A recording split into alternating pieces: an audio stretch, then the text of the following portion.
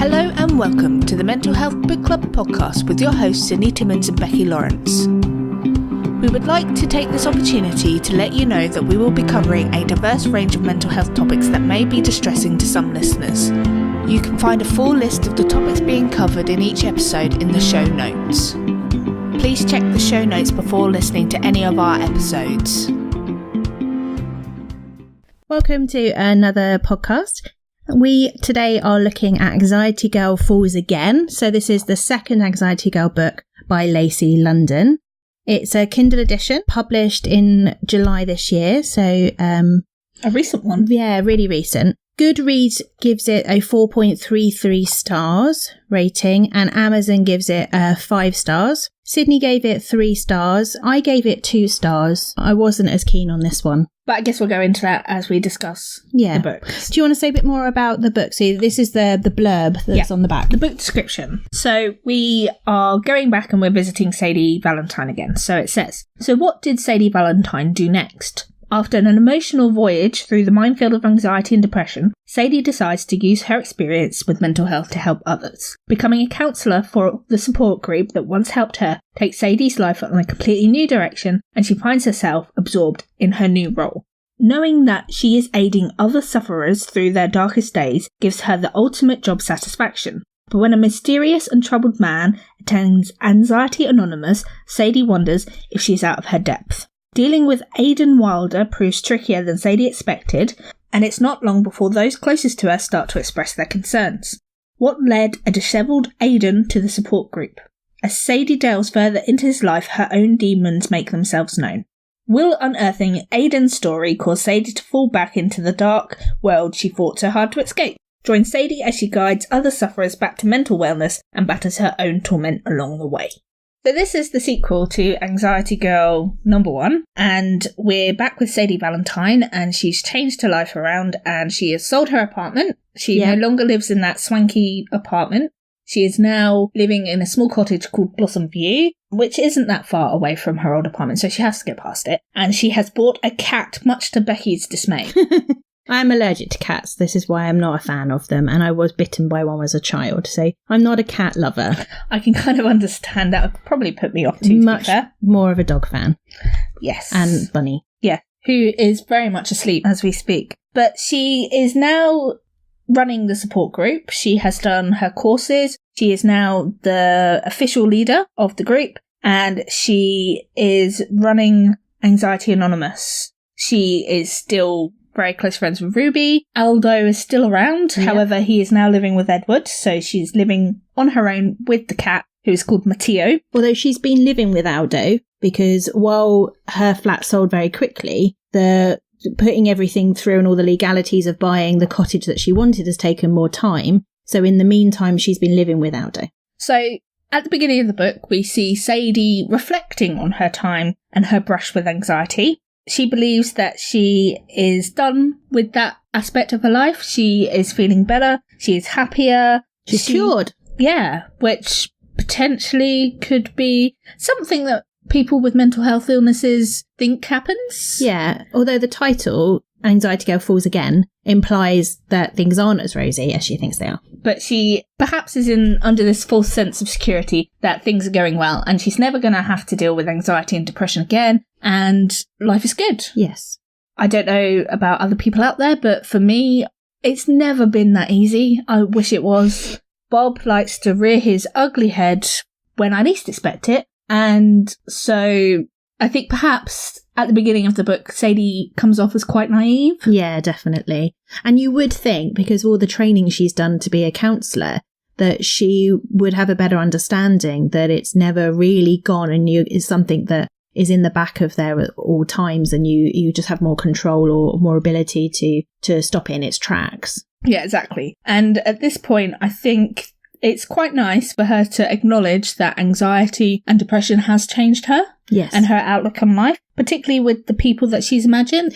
She's come into contact with and are now friends with. Yeah, and also I like the way that she says when she first felt depressed, all she wanted was her old life back. She wanted to become the person that she was before. Whereas now she knows that's never a possibility, but actually she likes that. And I thought that was really good, that she shows that you can grow stronger and you can become a better person because of these experiences, rather than what people do assume is that when you have a mental health issue, you're weaker. Oh, definitely. I also thought that as a result of her dealings with anxiety and depression, as I said, she's quite reflective at the beginning of the book, that she says that she would never have really considered mental health issues as something to even think about if she hadn't had her own dealings with it. What did you think about that? I agree. I think a lot of people don't think and consider it or even really think it's going to happen to them until it does. I agree completely. I think that sometimes when I'm talking to people about mental health issues, most of the times they probably haven't considered some of the things that I may be experiencing or going through.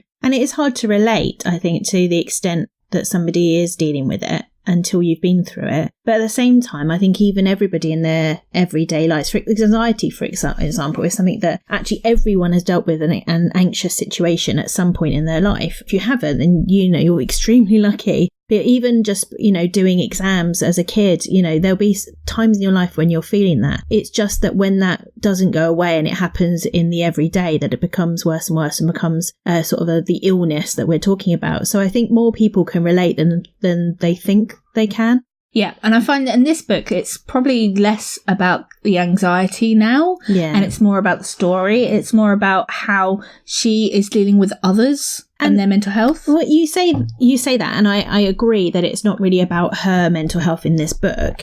I thought there'd be more of it because of the title, but then I think it's also a double-edged title because she's falling for this guy at the same time. You only really hear about her own anxiety and this other guy's anxiety. I thought this would be a book about more of those people in the group. Yeah, it's only really focused upon Sadie and Aidan. Yeah, and I think that's a shame. I think they could have opened it up a bit more, done a bit more about her work at the group. I'd also like to see a bit more about Ruby. I really like Ruby as a character. I wish there was a bit more Ruby in the book. Yeah, and the only time you really see Aldo is when he's checking up on her. Yeah, which is one of the things that in the beginning she starts to resent. Yeah. I don't know if you noticed this, but she gets really quite upset by the fact that she has Aldo and she has Ruby and she has other people checking on her to see how she's doing and if she's okay. And don't get me wrong, I would probably feel a bit the same. But she did try to commit suicide. Yep. She is under this false sense of security that her anxiety and depression have gone away and they're never going to come back and that she's all fine. But there's people around her that are showing that they care. And for some reason, she is getting angry by their showing of their Well, I think because she wants to kind of almost think that it sort of forget it happened to her, apart from the fact that it's put her where she is and she's proud of where she is. I think she doesn't want to dwell on it, so she wants to just move away from it. She doesn't want to talk about it. Which is fair enough. Yeah. I can understand. Yeah, but then I think even if she hadn't been through the suicide attempt and the anxiety and everything, somebody who has changed their job, changed their living situation. It's a lot all in one go, isn't it? Yeah, and so I think even if that happened to a friend of mine, even if they were absolutely mental health not a problem, I'd still be asking them, are they okay? Yeah, I moved countries and found it difficult. So surely all of those things in one go aren't necessarily going to be easy to deal with. No. Just, as you said, even if you have this sense of mental wellness. But I think one of the things that gets to me is that she says that she can't even cry at sad movies without Aldo coming down on her like a ton of bricks.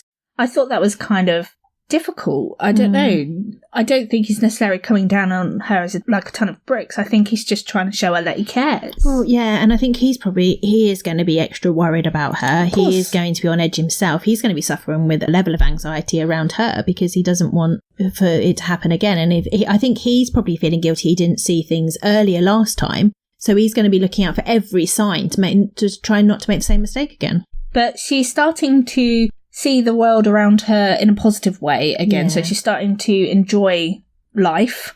She's starting to get back to the things that she used to do that she really enjoyed. Apart from art, she finds she can't get back to the art. Not yet, but we know that, we know because we've read the book, but by the end of it, she does get back into doing her art, which is a fantastic move. She is very much still in contact with Ruby, and Ruby has kind of been brought into her friendship group. So Ruby and Aldo seem to hang out together, which I think is great. Yeah. And she is surprised that at one point they bump into Pippa, and Ruby mentions that Pippa has asked after Sadie, which surprised me as well because of the way that Pippa is portrayed in the first book as being very shallow, that she would actually think of anyone else other than herself. Well, maybe she's changed. Maybe she's been through something herself. Or maybe she was just being polite.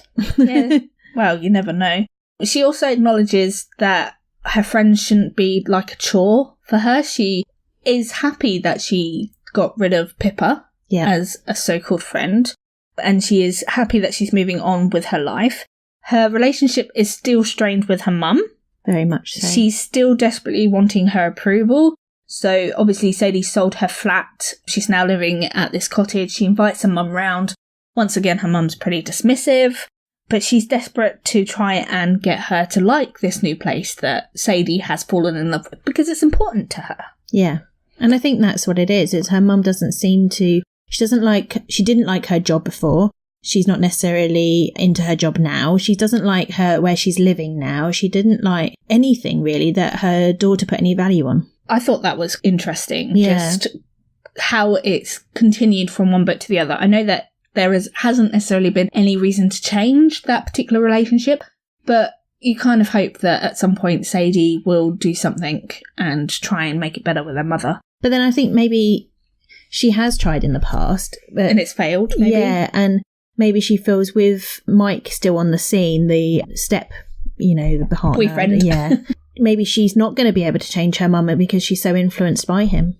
I also love the fact that now that she's moved into this new house that is called Blossom View, that she believes that she's become this domestic goddess. I like the bit where she tells Ruby that she is going to go home and make herself an apple pie because she has an apple tree in her garden. I love it. It's quite funny. However, if you read the book, you realise it's set in early spring.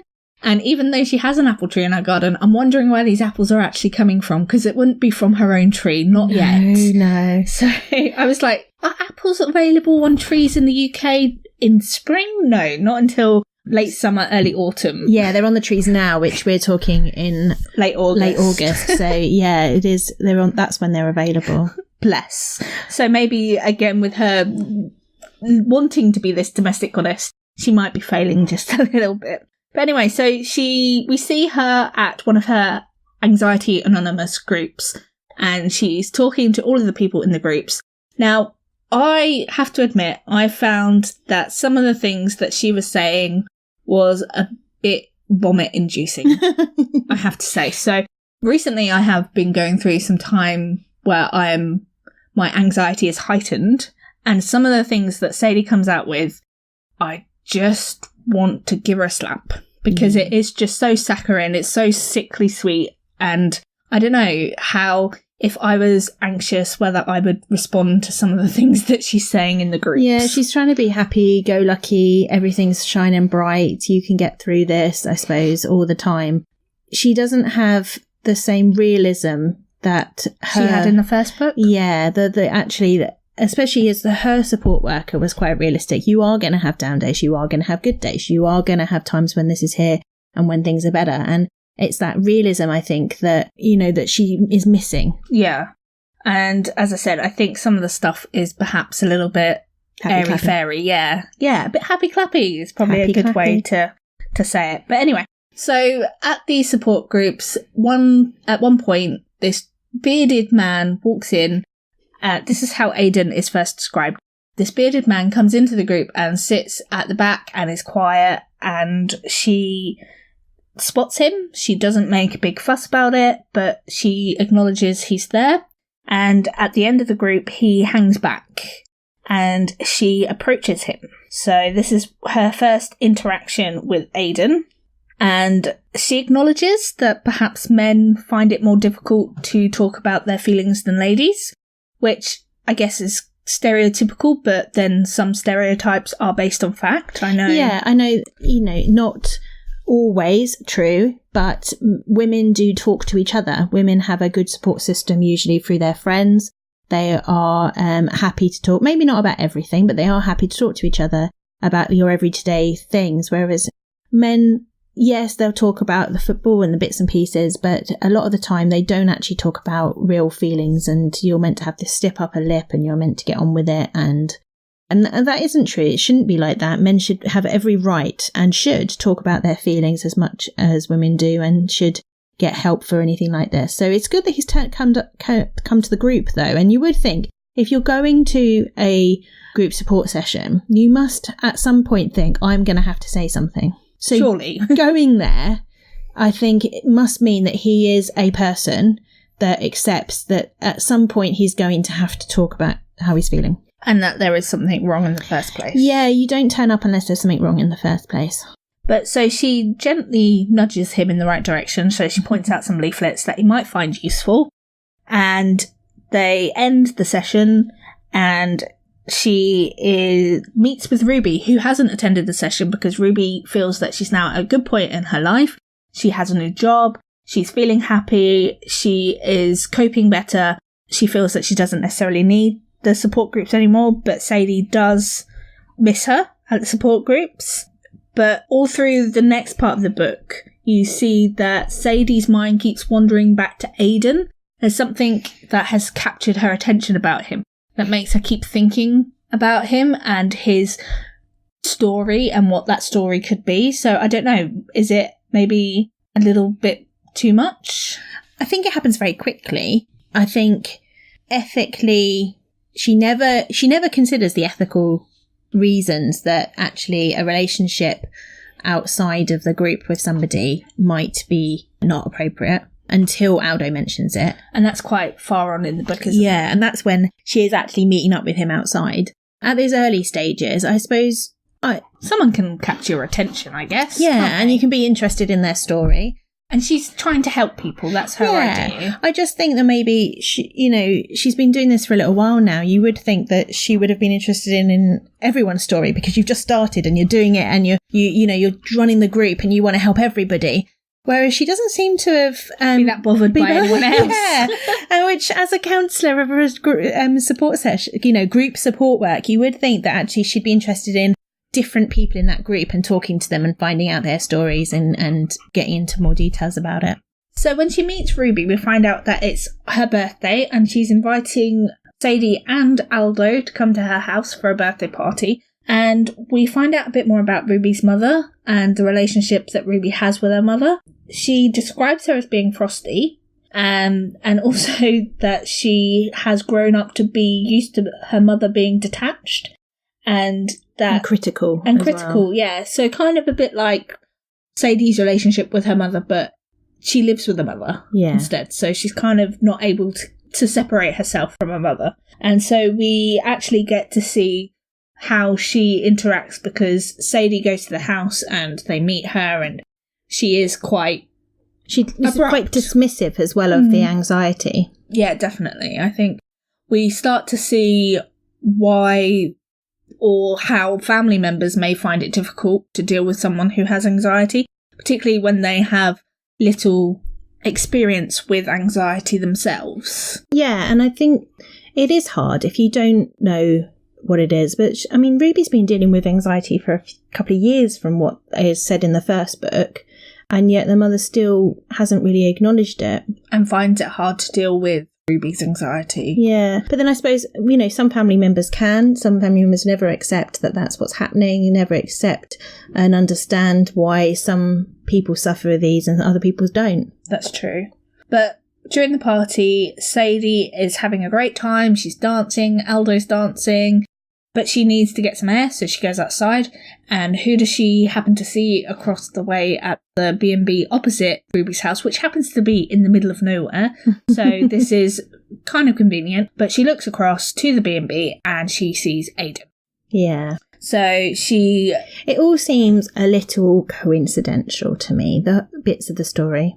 A little contrived. Too perfect? Yeah, a bit too contrived. Yeah, I guess that's the structure of a book, isn't it? I guess this is the 3-act structure and ensuring that you move the story on and stuff. And so I can kind of see why. Although I did kind of think that instead of her finding Aidan at the B&B, that he was somehow related to Ruby. That was my alternative thought. Yeah. Because I think that probably would have been even worse than spotting him at the B&B opposite.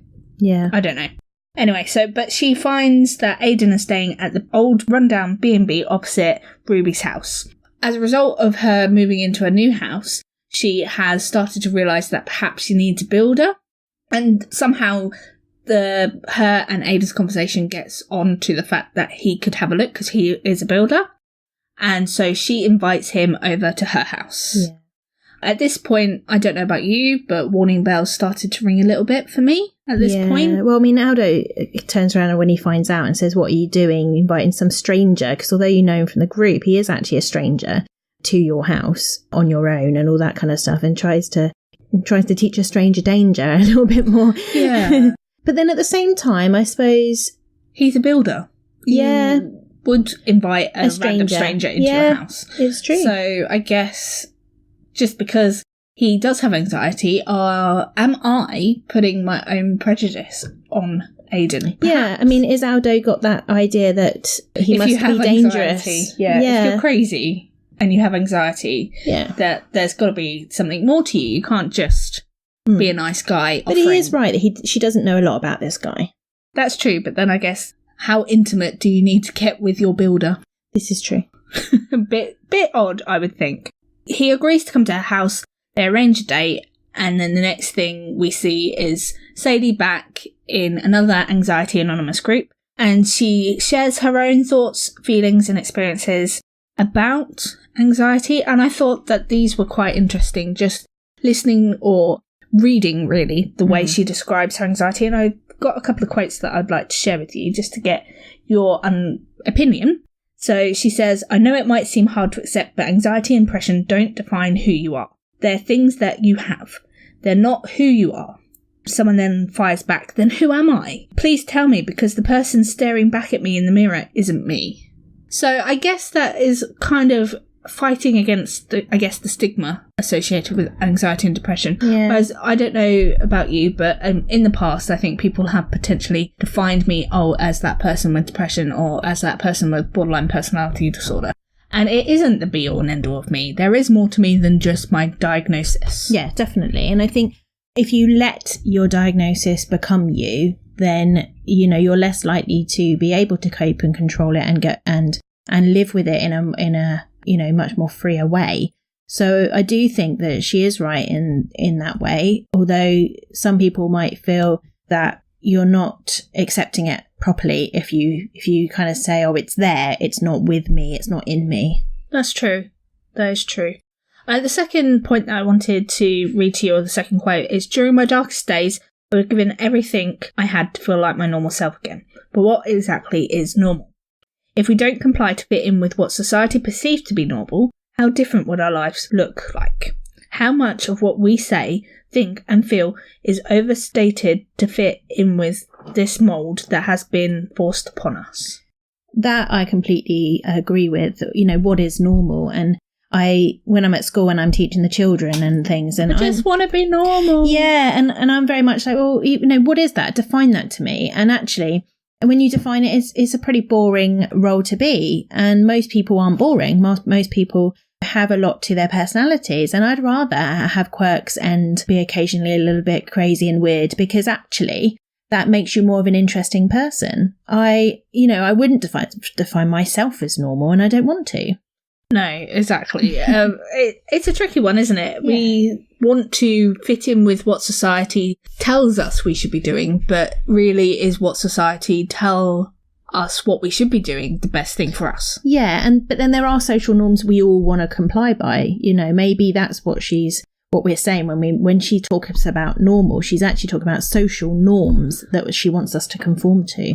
Yeah, I also wonder whether that's also things such as taboo subjects and stuff. You move away from doing things that society thinks is taboo. Yeah. Rather, I don't know. But then, norms, maybe. Sadie hasn't been one for social conforms. She was an artist before.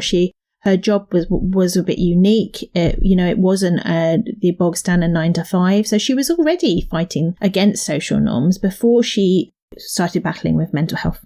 She also says that burying your feelings seems the most appealing idea when you're of poor mental health, but sooner or later that box is going to have to be opened if you stand any chance of moving on and putting it behind you.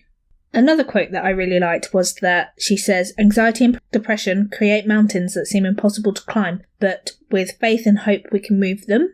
I thought that was quite nice, thinking about anxiety being a movable thing rather than something that's static and you can't get rid of. I like the imagery as well. I mean, I'm a very visual person, so when I have issues and that, trying to visualize putting it in a box or moving it I think can be really powerful. What you can imagine happening in your mind can actually become really powerful in how it makes you feel.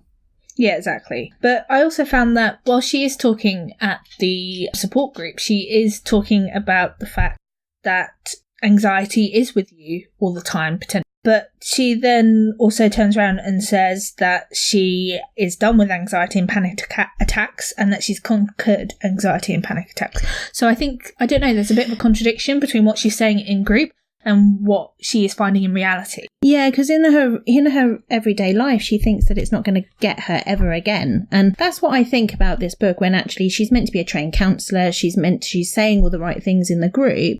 And it would come through really false if she didn't believe them. So I'm not convinced that those two marry up together. Maybe that's why I'm finding the stuff that she's saying in group a bit too sickly, because I am finding that there is this contradiction between what she's saying and what she's really thinking behind the scenes. Maybe that's the reason why it's just hitting something that's making me uncomfortable. Maybe, because it does sound quite hypocritical almost. Telling other people that it's going to be there forever and it's going to be fine though because you can cope with it. And then the next breath she's going, but I'm free, I'm done. And it's kind of like, well, why are you above everybody else? Yeah, I wish I could be free and done.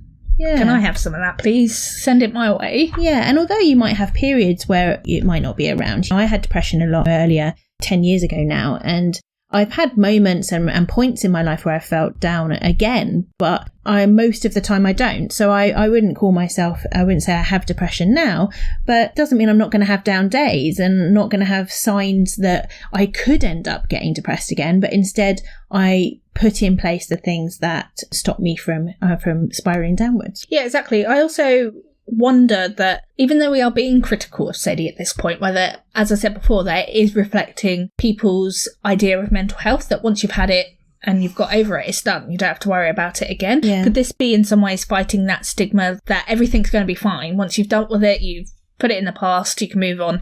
It's never going to rear its ugly head again. But when you turn around to someone and go, "Oh, I'm feeling anxious again," they go, "Well, why are you doing that?" I guess she's being the naive one in comparison to Aldo, who is the one that's being a bit more of a realist and being concerned about her situation and how she is dealing with stuff. And Ruby, who's dealt with it for 2 years, and although she is at a point where she is feeling good, she always talks about how that she is worried it's going to come back, and she's actually more worried about that because she wants to go out and do things. But she's worried, like, if she goes travelling, what if she has an attack while she's out and she's away from her support system? So she is really aware that it's never going to be gone. And Sadie seems very supportive of that and understanding, yet at the same time doesn't believe it for herself. I just don't think it rings true. And I do think it's good to approach that issue, but maybe they could have done that with a character rather than with Sadie, because it doesn't seem to fit with her training and where she is and the people around her. Yeah, I think that's probably true, I think. Sadie is also encouraged by Ruby to start a diary as a way to get her feelings out, because she has in the past kept it all hidden and all locked up. And we also have heard her say that by putting it in a box, it's going to explode at some point. Yeah. Even though she is quite negative about this thought of starting a diary, she finds that when she starts it, that she can't put it down. It's a bit addictive. I thought that was quite interesting. I have never kept a diary other than in my teenage years, which was just full of rubbish, which is a bit judgmental of myself. But I can definitely understand that as a single woman, she may find it useful. Yeah. I mean, as a single woman, I find I can never keep up with a diary. I tried it even when I was a teen, and I'd get a new diary for Christmas, and by February I've stopped writing in it. Sometimes a week later I've stopped writing in it and not doing it on a regular basis. But what I have found useful is sometimes I have sat and written a letter to somebody. Not that I'd ever post it or give it to them, but just writing down how I'm feeling towards somebody, sometimes getting it out onto the page, or writing down a story of something that happened in my childhood that I remember did actually help me sort of like get through it and to get it out of my head. And I think, again, we come back to that idea of mindfulness is sometimes you can get caught up in your own thoughts. So finding these ways in which you can kind of reset your brain to sort of put it to one side and to move on with other thoughts. And so writing a diary, I think, would work for some people. And writing, I definitely think it does help, just like talking. So whether you find that's a diary or a letter, or I've said to the kids when they've been really annoyed with their parents but don't want to talk about it, well, write it down, if you can't talk to them face to face, write them a letter. And some of them have found that really helpful. Yeah, that's interesting. I think that I find if it's something that I know I'm going to get emotional about, putting it down on paper first, or practicing it before I tell someone, or even sending it via a text message, means that I'm much more comfortable than potentially saying it face to face to someone. Yeah, and I think especially we're becoming a more modern world with more and more technology. And so our children are brought up in much more of a text focus than we were. And so to them, the written word in the form of text messages, emails, all that kind of stuff is much more the way to go. I know when I was a kid, we still had written letters to pen pals. I still wrote letters to my great auntie. The kids don't have that at all, you know. Not letters. No. And so I really think that's a shame. But at the same time, we need to find ways to help them. So I often say to them about writing a letter and that, because it's something that would never have occurred to them. I don't think it would necessarily occur to me now, let alone then. Yeah. Maybe that's just me. Yeah. But we also see that Sadie is continuing to obsess, I think, is probably the right word. I don't know about you, but I think she becomes a little bit obsessed by Aidan, and she speaks to Ruby about Aidan. And Ruby reminds her and warns her that she's not obliged to befriend everyone that attends Anxiety Anonymous, which is fair enough. But then she fires back with, well, you befriended me and look where that's got us. We're in this positive relationship.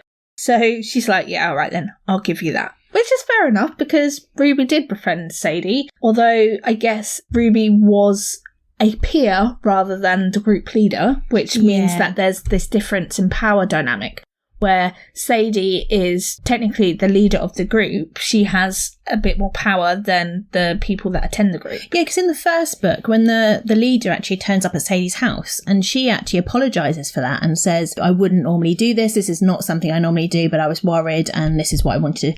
And really approaches that in a very professional way, even though she's done something that she admits goes around the rules. Yeah, exactly. But she then meets with Julia, who is now her supervisor, so she's moved up a rung in Anxiety Anonymous. And she actually mentions hiring Aidan to her whilst they're discussing how she's doing and what's going on in her life. And she thinks that if Julia has a problem with it, then obviously she'll do something differently. But Julia seems to be quite supportive of her, going, oh, well, that's good. At least you'll know where this guy is if he does a rubbish job, or you're not happy with his work, because it'll be Anxiety Anonymous. But again, I question the ethics associated with this particular area, just purely because she's going to know personal information about Aidan that perhaps she wouldn't have in the past. And I do, again, wonder if she's getting too involved. Yeah. And is there some kind of ethics that someone in her position should be following? Well, there definitely is a lot of ethical rules around counselling and people. And I think there is a line as that they're not meant to become friends with that person and still be seeing them. So it's almost like if he does become her builder, he can no longer come to the support group. Which would be a shame. It would be. And especially as at this stage, she should be in the position where she just wants to help him. Well, to do that, her job is to try and encourage him to go to the support group and to say things and to be involved in that. Not to give him a job. Not to come and be my builder. Yeah. But then, I don't know, it is more of a casual thing, the support group. It's not a counsellor/therapist relationship. Yeah. There must have been something in her training, though, about the ethics of it. This is the thing, when you train as a counsellor or a psychologist or anything like that, they do discuss ethical issues and crossing lines and things. So she must have had some training on it, or she should have had anyway. Yeah, exactly. I guess it also kind of feeds into the fact that Sadie seems to be on this quest to get people to understand that just because people suffer from anxiety and depression, that they should not be treated with this air of caution.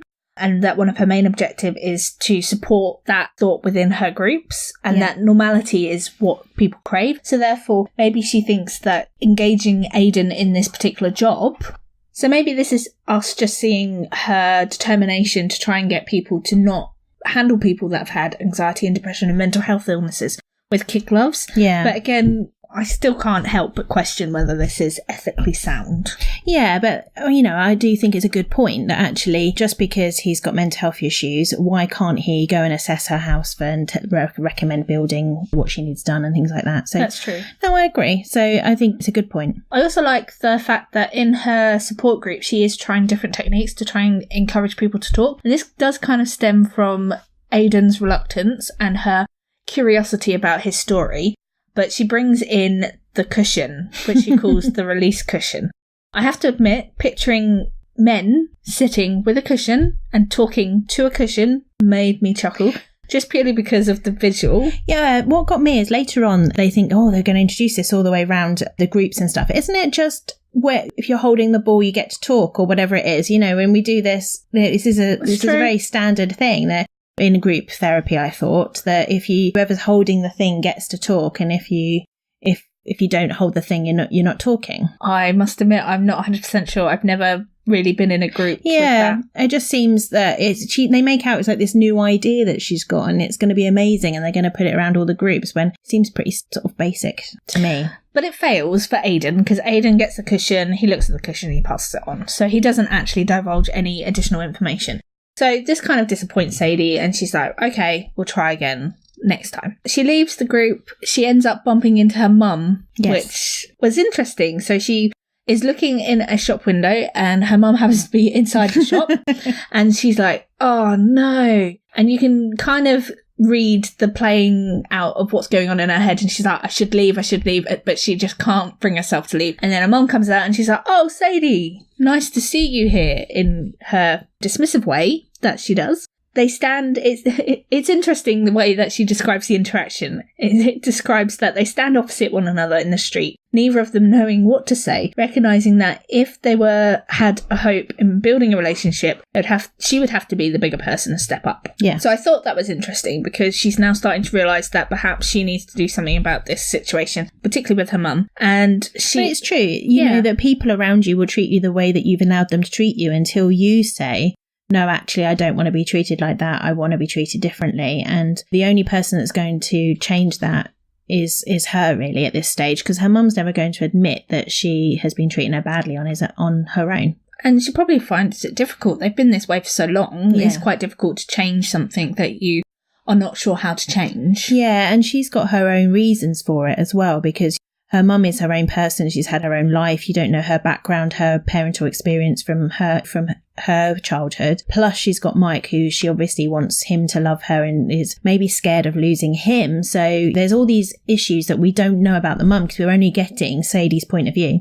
That is true. But we noticed that after Aidan's encounter with the release cushion, that he stops attending Anxiety Anonymous groups, and that starts to concern Sadie. She gets worried, and then she also gets worried that she's not keeping things separate between her home life and her work life, which is something that is being stressed by Julia, that she shouldn't keep taking things home with her because it could have a negative impact on her personal life. Also, that Aldo keeps telling her to stop basically obsessing about this guy that she has no idea about. But Aldo is trying to push Sadie back into the dating game. And I think it's the next scene about him downloading the dating app and then doing the, hey, look at him, what do you think of him? And her automatically dismissing the picture of the guy on the app is quite an amusing one, because he's like, no, what's wrong with him? And she's like, no, not him. Well, what did you think about that when they're talking about dating again? Well, I think it's nice of Aldo to be pushing her. He doesn't want to be alone. He's probably feeling guilty because he's got Edward and she's in this house on her own with the cat, and he doesn't want to be a cat lady, and especially he's not a fan of the cat either, I have to say. So I think that it is nice that he's trying to do this, and he's met someone he thinks that she'll really like. So as a friend, I imagine there is a pressure to tell somebody. I think if my friends met someone and they thought, oh yeah, that'd be perfect, Becky, and they just then dismissed it, I'd be a bit like, well, that's not very nice, is it? Well, it depends. But Aldo also mentions that he's met this guy at the hair salon and he is trying to push Sadie to go on a blind date with him, which is another reason why he's downloaded the dating app. What's she got to lose? Well, if you've had that much anxiety, I don't know, it would fill me full of dread. Thinking about it. It just makes me go, oh, no, I can't do that. I think she's got to do it when she's ready. And I think that's the one thing that Aldo maybe doesn't get, that actually, like you said, if she's been dealing with this anxiety, she's just had a change of place. Although she's trying to pretend to her friends that everything's fine, she's not feeling anxiety.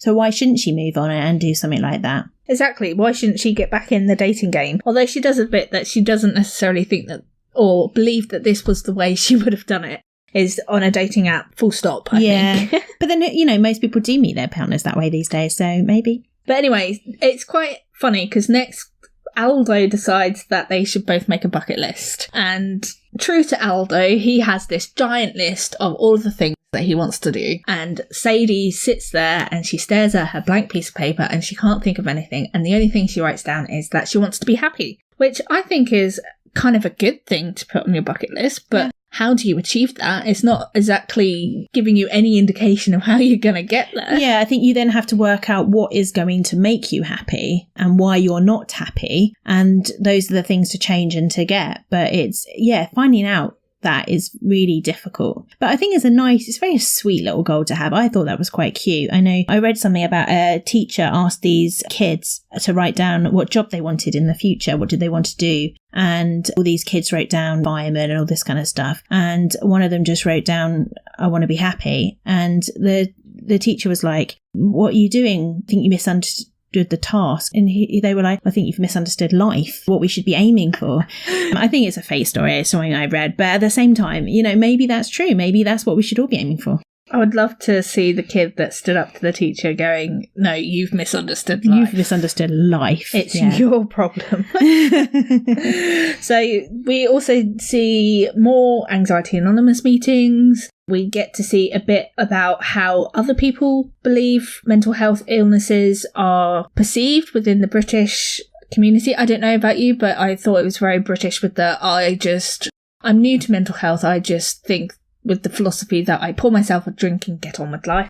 As we said in the previous Anxiety Girl discussion, she says that she gets quite attached to her people that attend Anxiety Anonymous groups, which is quite interesting considering she's only been doing it for such a short time, and she gets quite upset and a bit too involved. And she's only ever mentioned Ruby and Aidan. She's never actually, in what we've seen, discussed any of the other people involved. That is true. I think what happens next is really interesting because we then get to see how much Ruby's life has changed. She has this new job. She has been offered this amazing opportunity to go to the Caribbean for 2 months, all expenses paid. Yes, please. Where do I sign up? But she is worried that Frank will rear his ugly head and stop her from going. Yeah, and I think this is a worry that people with mental health issues do worry that it's going to come back at the worst possible moment. And you don't know a lot of the time what's triggered the anxiety to happen. It can be something that you've remembered even. It doesn't have to be something that's happened in your life at that time. So I can understand why she is worried about these things and can sympathise with her. But at the same time, I'm glad that Sadie's like, no, you need to do this. You need to push yourself because it would be amazing. And the worst that happens is you come home. What is the worst that could happen? Although sometimes I do find that when people say, what is the worst that could happen? Probably is worse because, yes, logically, I understand that the worst that can happen is not that the world is going to end, but something far less significant will happen. But I do find that maybe it's a bit downplayed when someone does say, what's the worst that could happen, particularly when I get emotional. Yeah.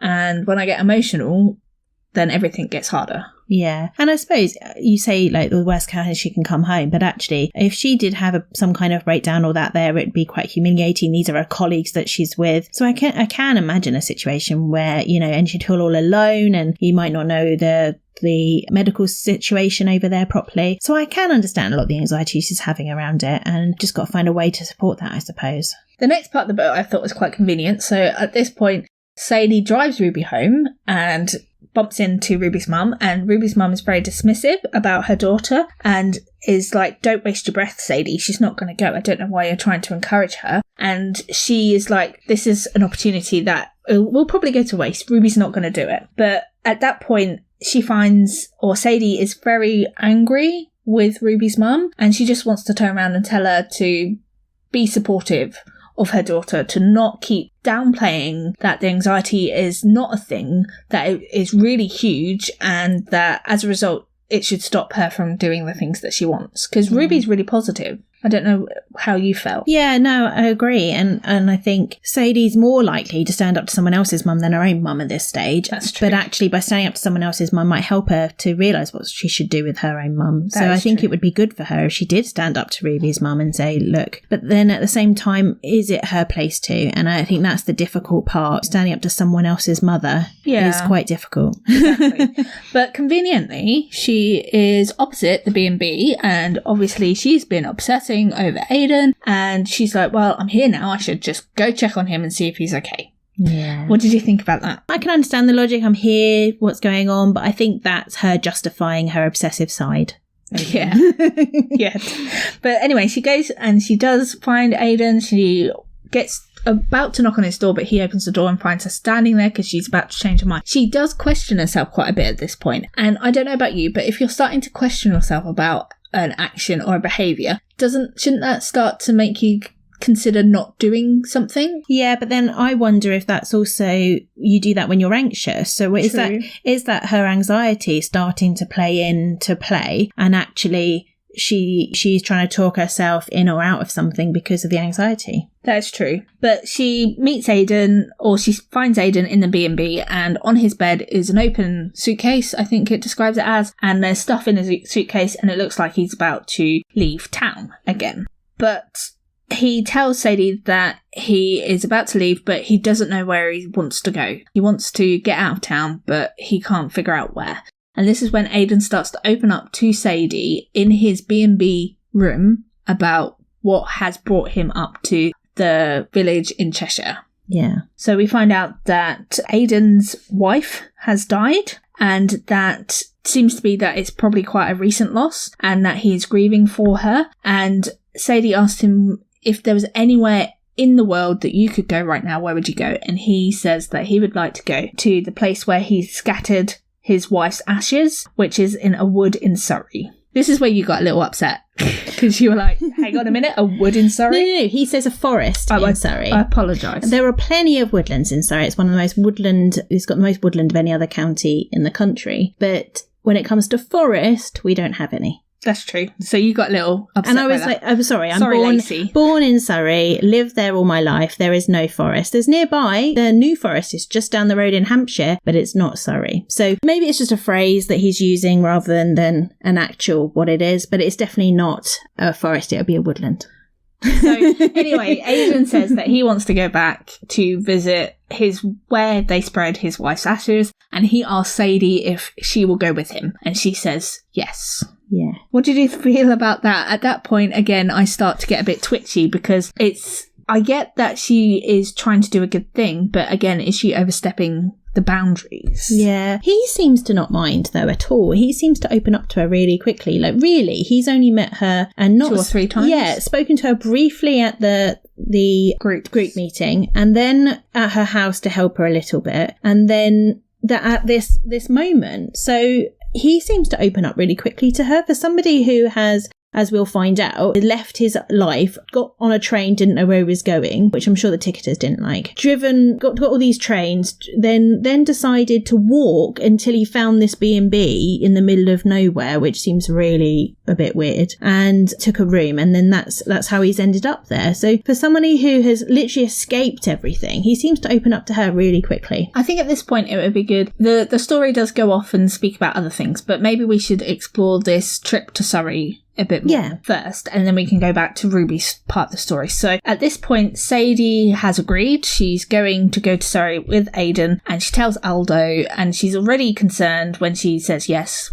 how Aldo's going to react, which, fair enough, he is pretty concerned about the situation, but she does. Aiden goes, don't worry about anything, I will fix everything, I'll get us a car, I will drive us down to Surrey. So they get into his car and they start to drive down to Surrey. However, during their trip, his tyre bursts, so they have to pull over to the hard shoulder and they need to call road assistance. So we see this particular part, and Sadie and Aidan have got out the car. However, Sadie suggests that they go and sit in the car whilst they wait for road assist, and this is when we start to... No, he's very insistent that you don't do that, and it is true. If safety says that you should never sit in your car, you should always sit behind the barrier on the hard shoulder. So, but there is a bit more to why he is so negative about... Yeah. Particularly, it's his reaction, I think, that Sadie's shocked by. Yeah, he doesn't just go, no, let's not do that because of this. He goes, no, we're not going to do that. You can't do that. He gets very, very angry and very emotional about it. Almost sort of almost not aggressive in a way, but a very insistent way. And then it starts to come out about the details of his wife and the fact that she was driving and... It was a car accident. Yes. It was the fact that they decided to go on this fantastic trip to Thailand. They lived in Thailand they were planning to stay there for 6 months, but they cut it short by 3 months because they decided that perhaps it would be good to go home and start a family. So he was in a really good place in his life with his wife. They had a giant party with the people that they'd met in Thailand, and his wife had befriended a elderly lady in a neighbouring village, and she couldn't get to the party, so his wife decides to go and visit her before they leave. However, on the trip to get to the village, she hits a tree that has fallen in the road and dies. Yeah. It becomes a bit of a sensationalised story. He gets bombarded with press and media because they're interested in what happened and why it happened and all of that stuff. Well, I must say, questions. If they had this party, wondering, was she drinking? Was she too tired?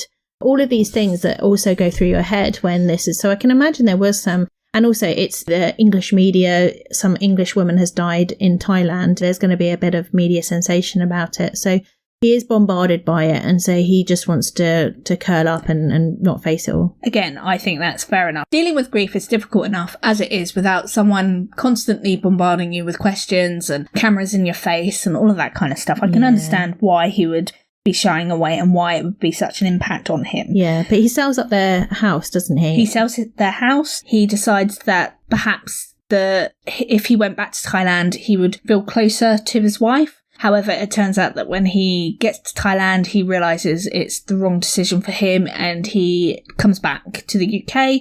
He obviously doesn't have a house anymore because he's selling his house.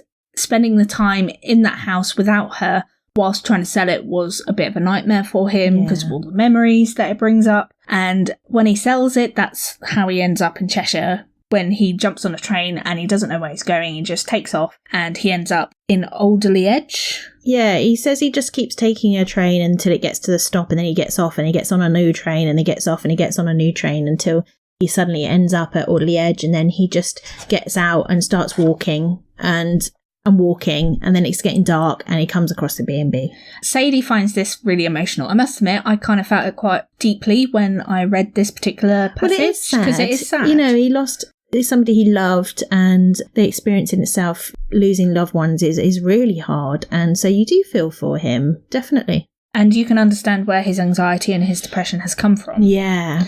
So they end up getting the car tyre changed and they continue down to Surrey. They get to the forest or woodland and he says his goodbyes, and he seems like a weight has been lifted off his shoulders. And I don't know about you, but perhaps at this point I wondered if it may have been a little bit superficial. I know that this is a story and there's a certain amount of license that you have with being able to move the story forward, but all of a sudden he seems fine. Yeah, he seems to have put everything behind him. For a man that has sold his house, has moved, went to Thailand, come back again, got on so many trains, has been depressed, doesn't want to see anybody, did one session in the group and that's kind of it. He seems to be just over it just by visiting that one place, and maybe it was enough to close a door for him. And maybe it's the talking as well. This is like the first time that he's actually discussed with anyone what's happened,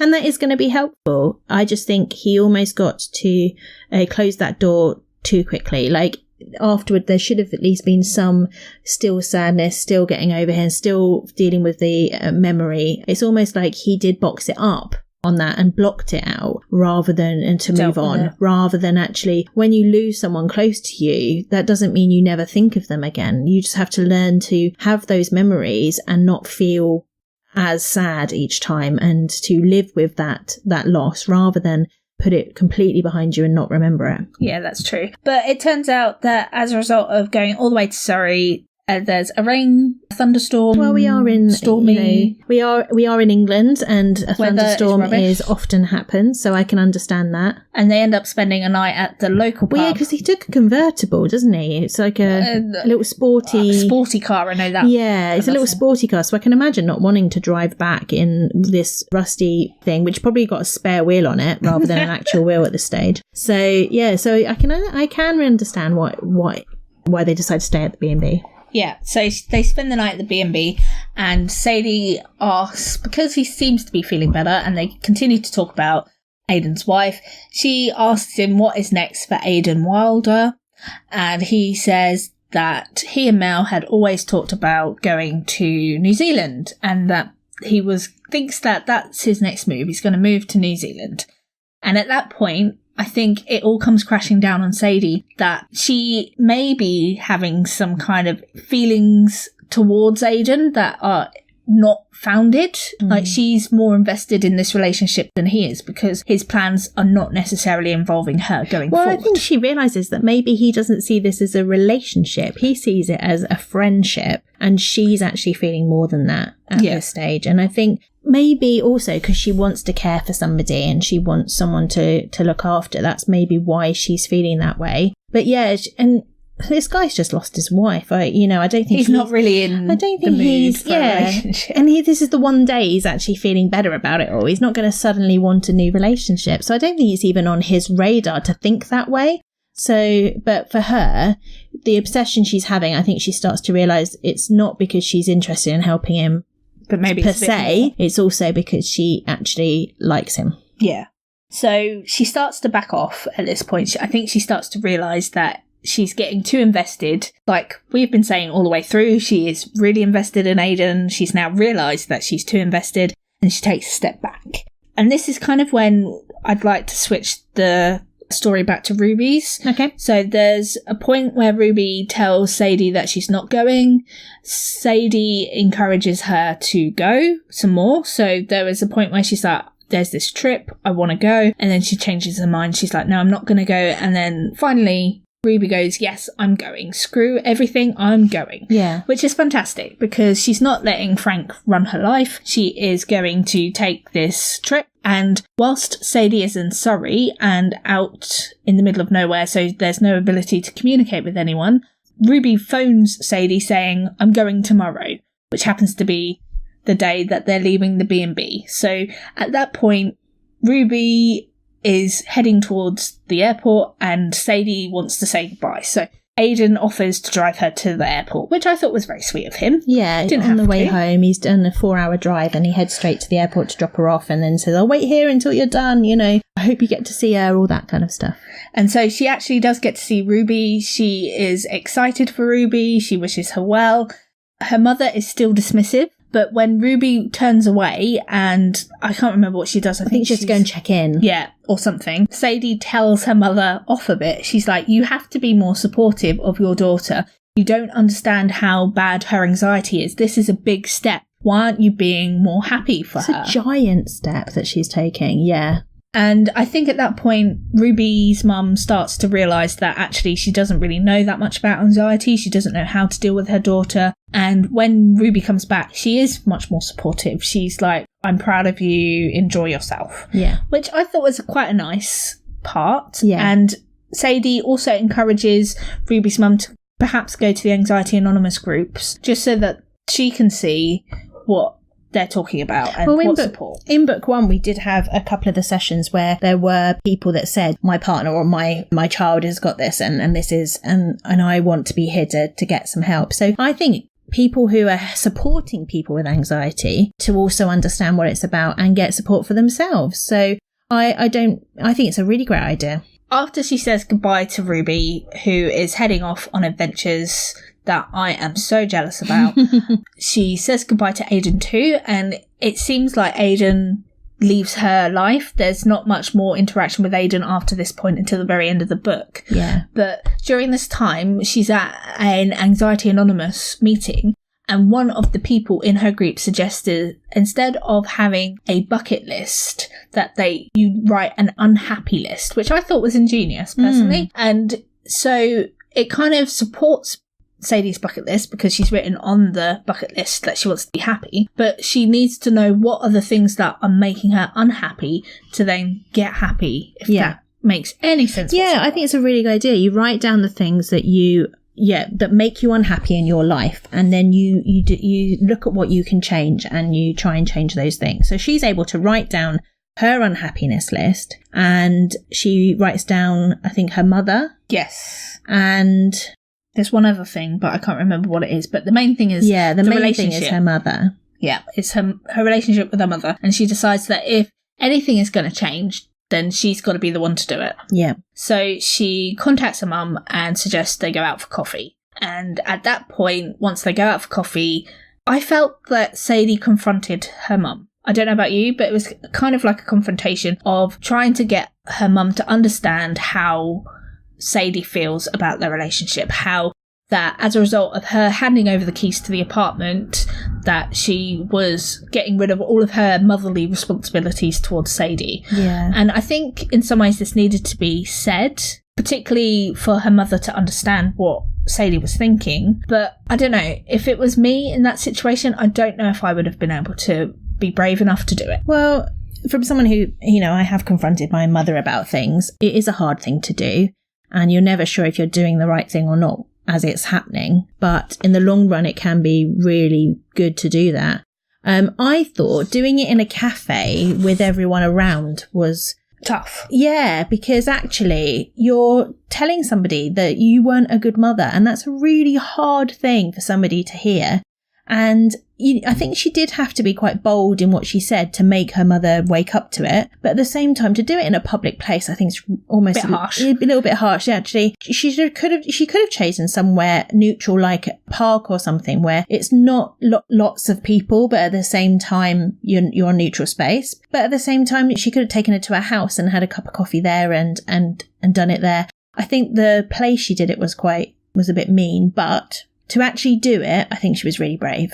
Yeah, me too. I think, yay, Sadie. Yeah. It's fantastic that you are telling your mum that this is how you feel, and that you both need to make more of an effort, and how she would see this relationship developing. But the thing is, Sadie never, and I think we mentioned this when we did the first book, Sadie never talks about before the lottery win and how her mother was like then. You don't know.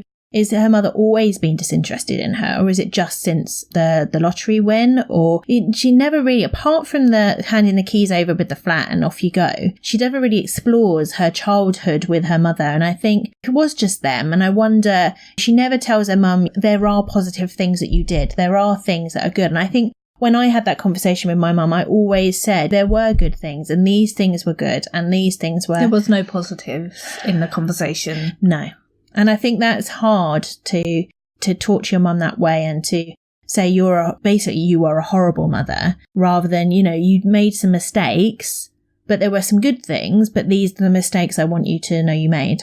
But she does encourage her mum to, instead of be dismissive of her chosen role now as being this leader of Anxiety Anonymous, that perhaps she could come to one of the sessions as well. Yeah. And come and see what Sadie actually does, take an interest in Sadie's life, which again, I think is a fantastic move. I think it's a good idea for Sadie to feel that her mum's made that effort, but also because then she'll actually gain some knowledge and some realization of maybe how good it is of what she's doing. Because she is being a counsellor for a group session like this. You're helping people, you are supporting people, and that's really good. I think also the next part of the book made me smile is that Aldo actually convinces Sadie that she should go on this blind date with this guy.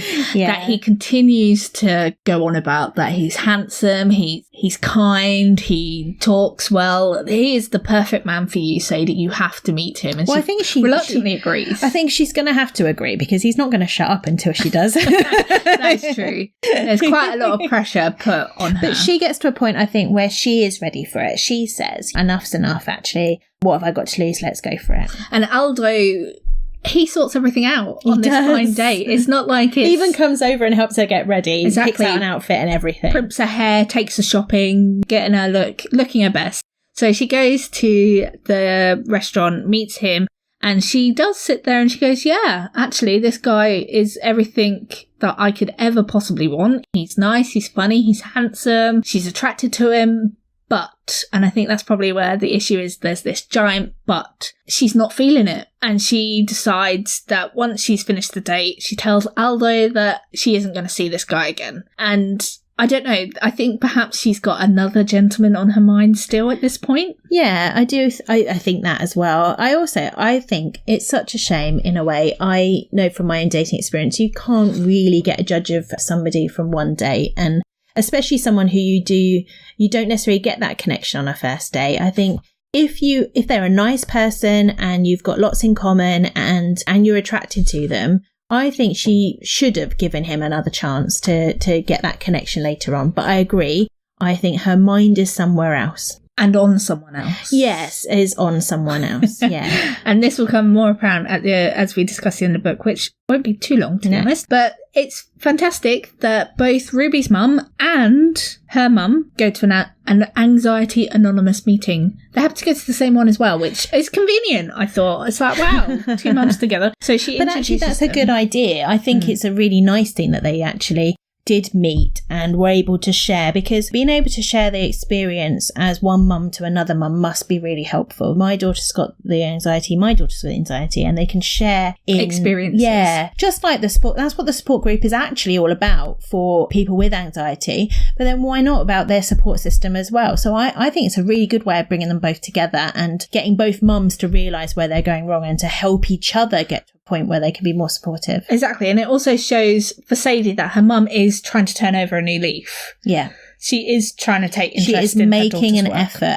and this effort is a big deal. She didn't just say, oh yeah, I'll get round to it. And then never did it. Yeah, she actually turned up and is actually making an effort. And that effort, Sadie really does appreciate. Exactly. So go Sadie's mum. We think this is a fantastic idea that she went to the support group just to see what her daughter's up to. But the book finally gets to the point, and the conclusion of the book is that she has decided to start painting again. This is the first time she's done it since her bout with anxiety. She has anxiety in itself just starting the painting, and she's like, as long as I start the painting, I can get somewhere. So she starts the painting. She is covered in paint. She's in her painting dungarees, so I would expect her not to necessarily be looking the best that she ever has looked, because it describes herself as wiping paint off her nose before she answers the door. But there's a knock at the door, and so she goes down to answer the door to find who behind that door, Becky? Yes, the lovely Aidan, who has decided he's not going to go to New Zealand because he would be leaving her behind. And he would be running away, and that wasn't the answer. Yeah.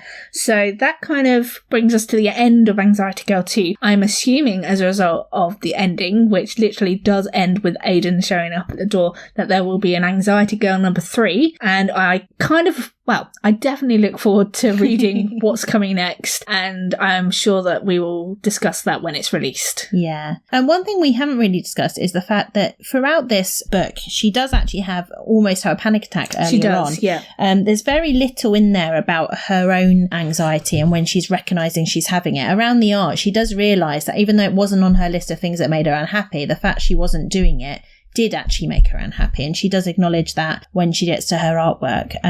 But yeah, it's more about her interactions with Aidan than it is about her own anxiety. Definitely. And I don't know if that's a good thing or a bad thing. I think maybe it's a good thing, but I think perhaps there could have been a little bit more in there about the anxiety issues. Yeah, I think maybe I misinterpreted the title thinking it was her fall to anxiety again, rather than actually her fall in love again. Yeah, exactly. I think that probably gave you an indication of where it might have gone, and it just didn't go where you thought it was going. Yeah. I don't know. I think that this book is an easy read. I would recommend it for you all to read. It's not necessarily something I would say it's not worth it, but I do think that perhaps there is it shows quite a lot of maybe naivety about being able to get over anxiety. But saying that, Lacey London, who is the author of this book, has struggled with anxiety herself. So remember, everyone is unique. Everyone is an individual. Maybe this is more her story about being able to deal with that anxiety quicker. Maybe it's just people like me, for example, that find it harder to get over because there are other complicating factors on top of it. Well, in the first book, they do talk about how Sadie's had this little episode of it, whereas Ruby's been dealing with it for years, and